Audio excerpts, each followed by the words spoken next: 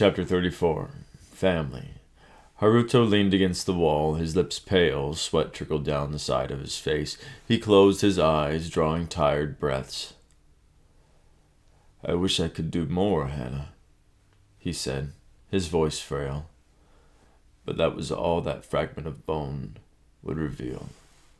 "If I had the amount I used when I folded time for your father, I might have been able to see where they had taken your mother. I'm sorry." "You have nothing to apologize for. You have already done so much for me. Too much."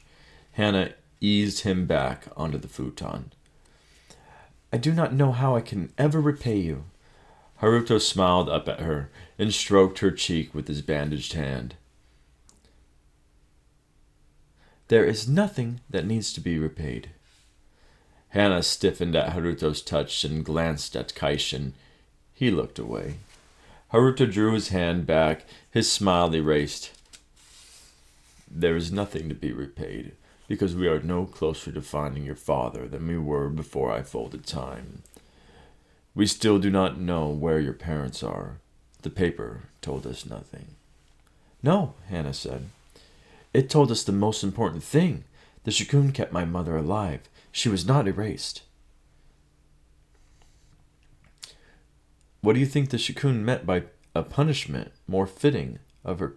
What do you think the Shikun meant by a punishment more fitting of her crime? Kaishin asked. Hannah shook her head. "I don't know." The paper door slid open. Masaka stepped through it. "It is time for you to leave. You have what you have come for. Do not put my son in any more danger." Haruto pushed himself up from the futon, wincing as he sat. "They should stay.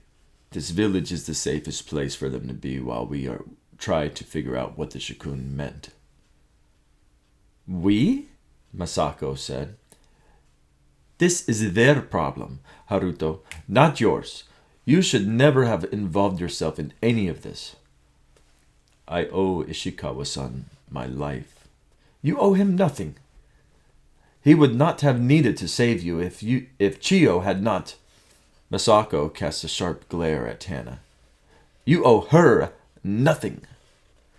"Hannah is family," Haruto said. "Not yet," Masako said. "She is not yet your wife." "She will be. Her name is written on my skin as clearly as my father's name was written on yours. Do you wish me to stray farther from my path and anger the Shikun more?"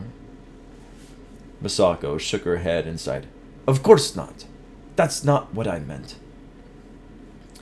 "Then it is settled. Hannah and her friend will stay with us while we try to find out where the Shikun took Hannah's mother," Haruto said. Hannah gently touched her shoulder. "It is not right to put you in any more danger.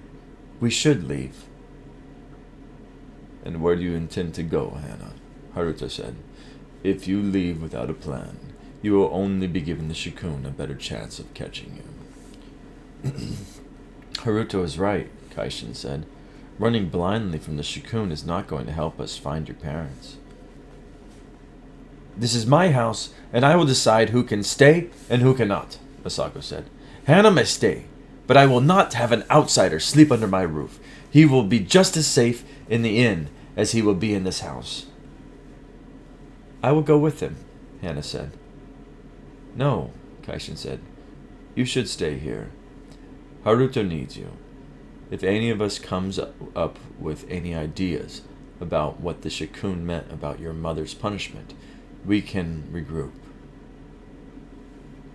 "Kai?" "It's all right, Hannah," Kaishin said. "It's for the best. I need some time alone to think." "About what?" Kaishin glanced from Haruto to Hannah. "Everything." The bowl of okayu warmed Hannah's hands, stirring memories of the days when her father made the watery rice porridge for her when she was sick. He liked to serve it with eggs and sweet potatoes. Masako topped the dinner she had made for Haruto with a pickled plum. Hannah scooped a spoonful of the porridge for Haruto. He waved it away. You need to eat something to get your strength back, Hannah said. I'm not hungry. Just one spoonful, Hannah said. Please. Haruto sighed. Just one. Hannah fed him the porridge. You do not need to take care of me, Hannah. I want to. Hannah dabbed his lips with a soft cloth. Do you? Of course I do. You did not even want to be here. Haruto lay down. You wanted to be with Kaishin.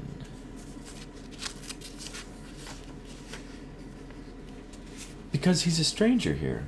I was worried about him staying at the inn by himself. Haruto stared up at the ceiling. Is that the only reason? What other reason would I have? You care for him. Yes, Hannah said, as a friend. Just as you care for me, Haruto said. As a friend. Hannah gently placed her hand over his. My dearest and oldest friend. We will be married in 1 month, Hannah. I know.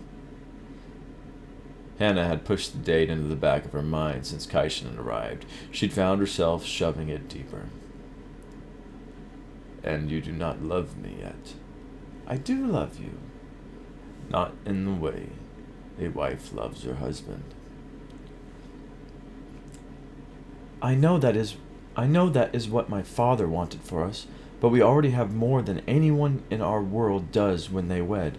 My father saw my mother for the first time on their wedding day, as did your parents.